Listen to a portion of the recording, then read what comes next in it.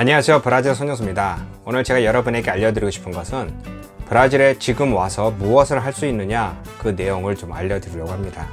시작하기 앞서 구독과 좋아요 버튼 꼭 눌러주시기 부탁합니다. 브라질이란 나라는 굉장히 매력적인 나라입니다. 모든 사람들이 좋아하고 또 특히 한국 사람들이 많은 환상을 꾸는 그런 나라이기도 합니다. 가장 많이 알려진 것이 멋진 해변, 또 좋은 날씨, 또 그 이외에 풍족한 모든 자원, 이 모든 것을 합쳐서 브라질이라는 나라는 두 팔을 벌려서 모두를 받아들일 것처럼 보입니다. 실제로 수백 년간 브라질은 전 세계에서 모든 이민자들을 받아들였습니다. 우리 대한민국은 63년도부터 시작하여 짧은 기간 동안 우리 한인들이 많이 몰려와 살았으며, 또 주변에 있는 인근에 있는 사람들이 이 브라질로 이민 와서 다시 크게 성장하는 그런 곳이었기도 합니다. 그렇지만 오랜 기간 지나면서 60년대와 80년대에 대한민국은 급격한 성장을 한 반면 브라질은 그동안 정체 기간이 있었고, 짧은 기간 동안 이룩한 경제 성장이 또다시 곤두락지치는 그런 기간을 보내기도 했습니다. 이것을 극명하게 보여주는 것은 이 넓은 땅과 인구를 가지고도 대한민국과 비슷한 수준의 경제 수준을 가지고 있다는 것입니다. 물론 국민소득은 대한민국은 브라질의 몇 배가 됩니다. 이런 상황에서 브라질에 이민 오신 분들 중에는 옛날에 못 살았던 60년대, 70년대, 80년대를 보시고 브라질은 좋다라고 말씀하십니다. 이건 맞습니다. 저도 어렸을 때 서울에 살면서 그 삶이 어땠는지 어렴풋이 기억이 납니다. 반대로 브라질은 한국에서는 꿈도 꾸지 못했던 것을 많이 이룩하고 잘 사는 곳이었습니다. 그렇지만 시간이 지나며 대한민국이 급격한 발전을 한 반면 브라질은 그것을 따라가지 못하였고 반대로 퇴화하는 모습을 보였습니다. 한국은 급격한 경제 성장과 더불어 많은 스트레스를 안고 살아가고 있습니다. 우리 대한민국인들도 열심히 일은 하지만 그에 따른 너무 스트레스를 받고 있다. 내가 돈을 아무리 벌고 자산을 갖춘다 해도 이 건강을 해치고 있다. 내가 무엇인가 이룩하고 행복을 느끼기 위해서는 다른 삶을 찾아야 된다. 이런 생각으로 다른 나라로 이민 가신 분들이 많습니다. 일부는 유럽으로, 일부는 미국으로, 일부는 날씨 좋고 풍족한 삶을 살 수 있는 동남아로 등 자기의 꿈과 현실을 이룩하기 위해 많이 떠나신 분이 많습니다. 이런 움직임 속에서 브라질은 항상 매력적인 게 아무래도 중남미에서 가장 큰 나라이고 또 시장성도 있고 또 개방적이고 또 물자도 풍족하고 고기도 많이 먹고 또 사람도 되게 많이 이렇게 받아들이는 등 이런 분위기가 굉장히 좋았던 것이죠. 이런 것을 다 종합적으로 했을 때 그럼 브라질에 와서 무엇을 할 수 있느냐, 이것이 가장 중요합니다. 이민이라는 것은 그 나라의 현지 상황은 먼저 안전이 중요하고요. 전쟁이나 질병이라든가 각종 재난이 있으면 당연히 그 나라를 선택하지는 않겠죠. 그런 상황이 아니라면 그곳에 가서 무엇을 하여 먹고 살 수 있느냐가 중요하다고 생각합니다. 이 부분에서 브라질에서 먼저 직장 생활을 한다라고 생각해 봅시다. 브라질은 먼저 직장 생활을 하기 위해서는 크게 두 가지가 필요합니다. 먼저 영주권이 있어야 되고요. 두 번째는 바로 포르투갈어를 해야 된다는 겁니다. 이 두 가지 부분은 당연히 요즘 한국에 있는 분들에겐 해당 사항이 없습니다. 아니, 한국에 있는 사람은 어떻게 내가 브라질 영주권을 받을 수 있느냐? 당연히 없지 않냐? 그걸 먼저 만들어줘야 되는 거 아니냐? 또 하나는 그럼 한국에서 여기 왔는데 당연히 포르투갈어를 모르지? 내가 언제 그걸 배우겠느냐? 그게 바로 문제라는 겁니다. 우리 한국에서도 동남아에서 많은 노동자들이 아니면은 외국에서 많은 노동자들이 한국 와서 일을 합니다. 그들이 한국에 와서 그 나라 모국어를 말하고 또 그냥 불법으로 와서 일하지는 않죠. 다 절차가 있는 것처럼 브라질에 와서 이렇게 일자리를 얻으려면은 이 두 가지 절차를 모두 따라야 합니다. 일반적으로 브라질에서는 특별하게 외국인을 채용하는 문화는 거의 없습니다. 국내에도 사람이 많기 때문에 쓴다라는 것이죠. 그리고 월급이 생각보다 많이 높지는 않습니다. 이 나라의 현실에 맞게 책정된 금액이기 때문에 이 나라 화폐로 지불하지 달러로 지불하는 것은 아닙니다. 그러니 갑자기 달러가 40% 올랐다, 2배로 올랐다, 아무리 오른다고 해도 이 나라 월급이 그만큼 따라 오르지는 않는다는 것이죠. 실제로 몇 번의 이런 파동으로 2배 정도 되는 이 환율이 올랐을 때 제 월급이 갑자기 반으로 줄었어요. 이걸 어떻게 됩니까? 라고 저한테 상의하신 분이 몇 분 계십니다. 저는 그분들에게 크게 도움은 못 드리고 회사와 직접 얘기하십시오 라고 했는데, 들리는 소문에 의하면 그들은 회사를 그만두고 한국으로 돌아갔다고 합니다. 어쨌든 요즘에 회사에서 통역이나 또 어떤 뭐 조그만 뭐 회사에 다녀서 일을 하다 보면은 이 나라 현지 돈으로 5천 헤알 정도 돈을 준다고 합니다. 5천 헤알이라고 하는 거는 이제 뭐 환율이 또 변동하여 1,000불 정도 되는 돈입니다. 이 돈을 가지고 한국에서 어떤 분은 아니 그거 좀 생활이 됩니까? 라고 이제 크게 회사에 항의하신 분이 있는가 반면 브라질 현지에서는 5천 헤알이라는 거는요, 지금 기본적으로 받는 사람들 월급의 2배가 넘는 돈입니다.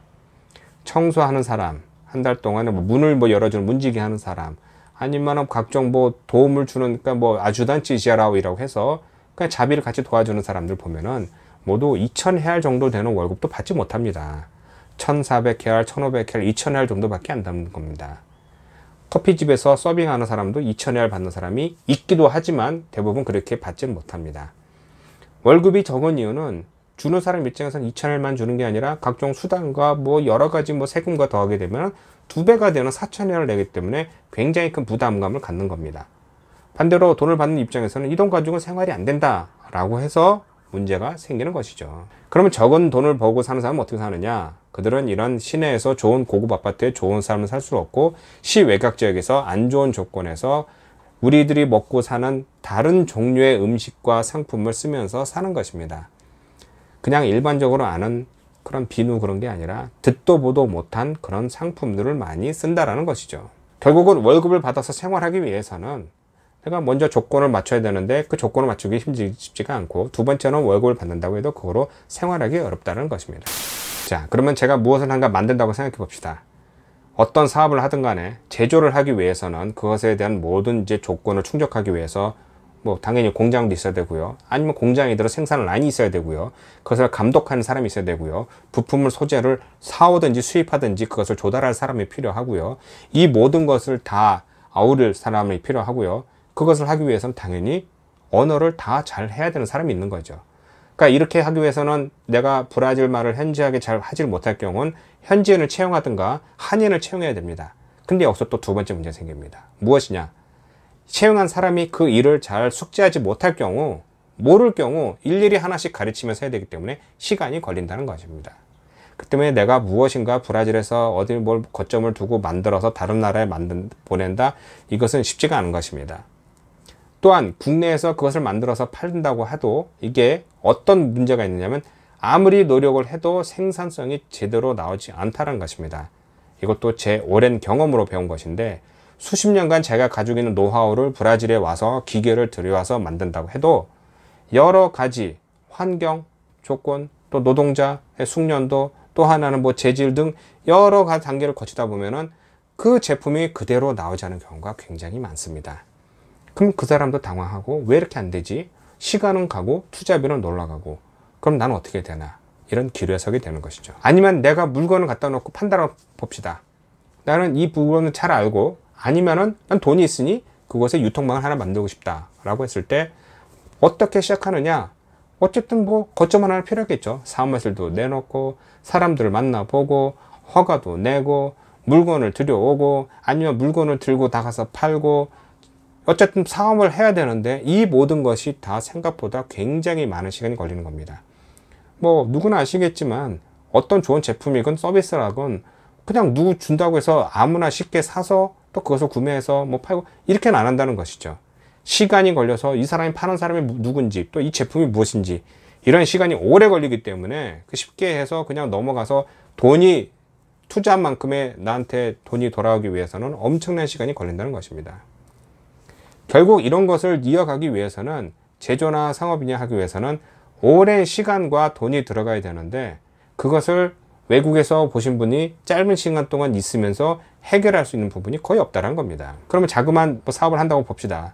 내가 한국에서 돈을 조금 가지고 와서 뭐 조그만 집을 사든 조그만 뭐 사업체를 하나 시작을 하든, 나는 거기서 살면서 내가 조금씩 일을 하면서 여기에 대해서는 차근차근 배워도 가고 또 규모도 늘려간다 라고 했을 때, 그것은 제가 보기엔 맞다라고 보는 게, 어쨌든 브라질이라는 나라에 살러 오셨기 때문에 앞으로 여기서부터 모든 인생을 이제 차곡차곡 하나씩 배워가는 그런 단계가 되는데, 사실은 그러지 않고 대부분 여기서 몇 년간 빨리 돈을 해서 모아서 내가 한국도 가서 뭐 빌딩은 안 사더라도 같이 사람들과 같이 뭐 골 부딪히고 친구들도 만나고 싶고 뭘 하고 싶다라고 생각하시는 경우가 많습니다.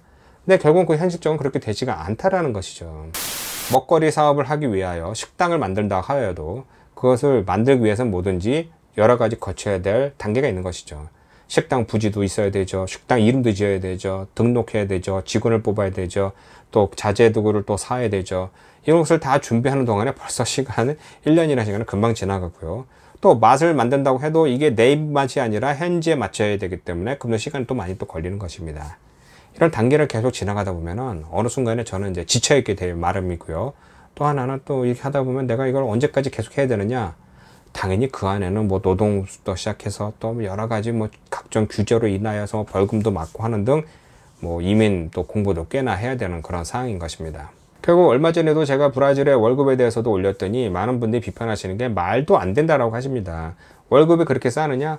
글쎄요, 그건 제가 정한 게 아니라 평균을 내놓은 월급이고요. 이렇게 소득이 좀 낮습니다. 그러다 보니 국민소득이 낮다라고 제가 좀 수차례 말씀드리는 것입니다. 실제로 제가 여기서 직접 말씀을 못 드리지만 수많은 의뢰를 받아봤고요. 그들을 얘기를 들어보면 정말 안타까운 사안이 많습니다.